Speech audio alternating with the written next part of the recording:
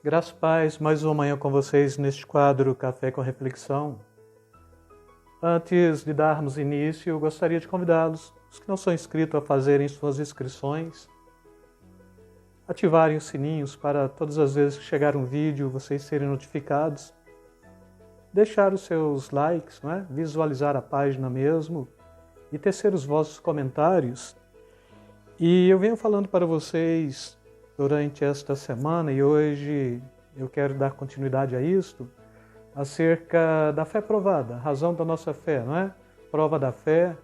Peguei como base no início da semana, 1 Pedro 1,7, para que a prova da vossa fé é muito mais preciosa do que o ouro, que perece e é provado pelo fogo, se ache em louvor e honra e glória na revelação do Filho de Deus, ou de Jesus Cristo, dependendo da versão, e trabalhei o conceito de fideísmo, fidelidade, fé, e depois propus para vocês 4 razões pelas quais a fé deve ser provada, e falei que a fé ela deve ser provada para o nosso crescimento, e hoje eu quero estar trabalhando com vocês também um outro conceito pelo qual a nossa fé deve ser provada, ou a segunda razão pela qual a nossa fé deve ser provada, para satisfazer a Deus.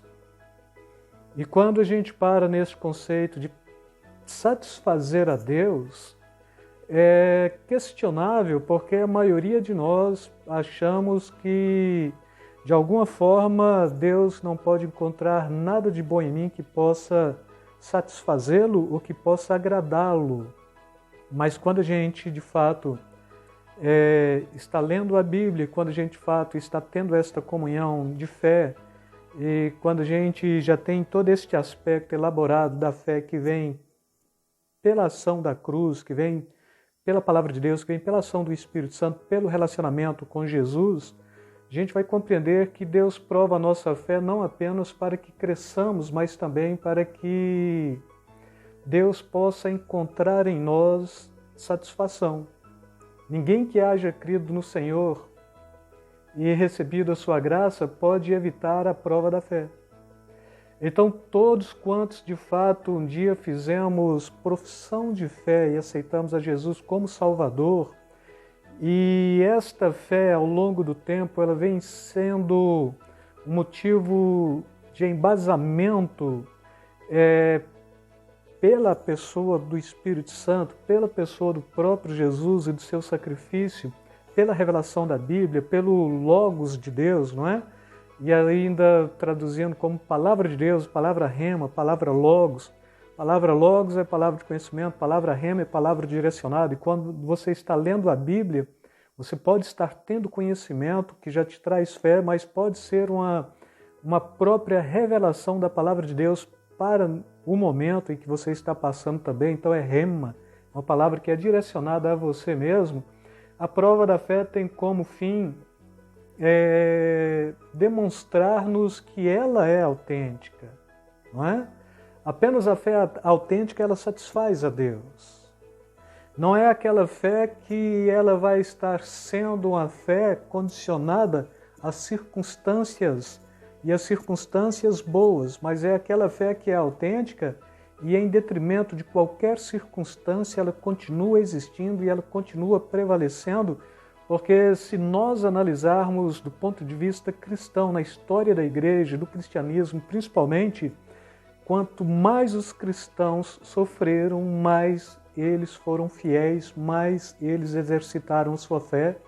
E aí a Bíblia está falando de homens que deixaram suas pátrias, a Bíblia está falando de homens que deixaram seus legados, homens que renunciaram títulos, homens que morreram, homens que porfiaram, homens que não tiveram aqui o valor da própria vida, mas eles estavam valorizando a pátria que era celestial, e tudo isso ela só pode ser alcançado mediante a fé, não é?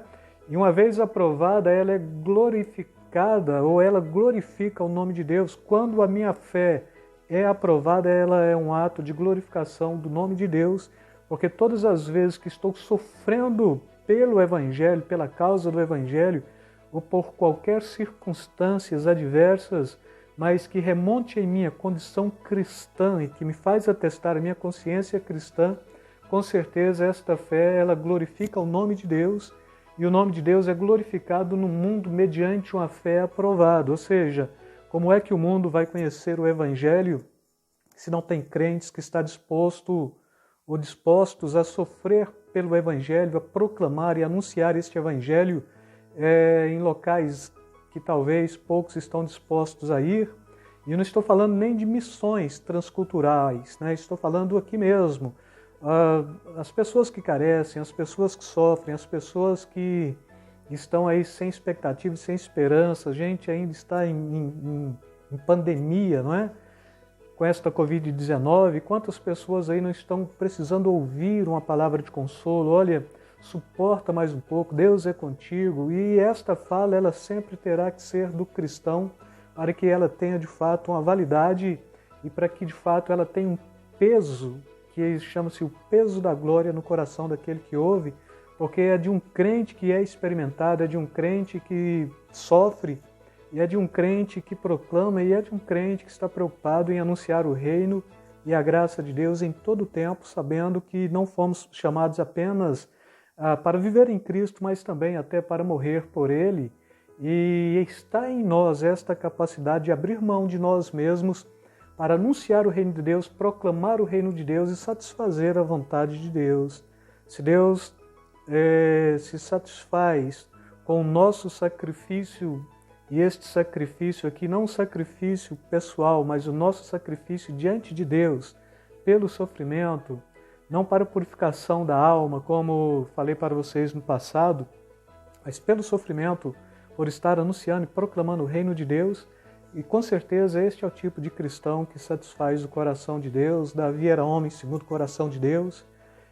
Justamente por causa disto, e o nome de Deus é glorificado e deve ser glorificado através do cristão, se ao passar por tribulações, perseguições, obstáculos, não é? E trevas, ainda assim continuamos crendo e permanecendo firmes, teremos a fé que glorifica o nome de Deus. Então, dentro destas questões, não é? A segunda questão, razões pelas quais a fé deve ser provada, como eu falei, para o nosso crescimento e, como estou falando agora, para satisfação ou para satisfazer a Deus. E como referência disto, tem referência bíblica para isto? Sim, tem. Porque então Hebreus capítulo 13, versículos 14 e 15 está falando, portanto, ofereçamos sempre por Ele quem? Por Jesus, a Deus, sacrifício de louvor, isto é, fruto de lábios que confessam o seu nome. E não vos esqueçais da beneficência e comunicação, porque com tais sacrifícios Deus se agrada. E assim está em nossas mãos, amados, o poder assistir, acudir e amparar aquele que está passando por circunstâncias adversas. Está em nossas mãos a capacidade de satisfazer a Deus. Está em nossas mãos a capacidade do crescimento. E tudo isto significa que o viés pelo qual alcançamos tudo isto é fé. Por isto a fé ela confunde.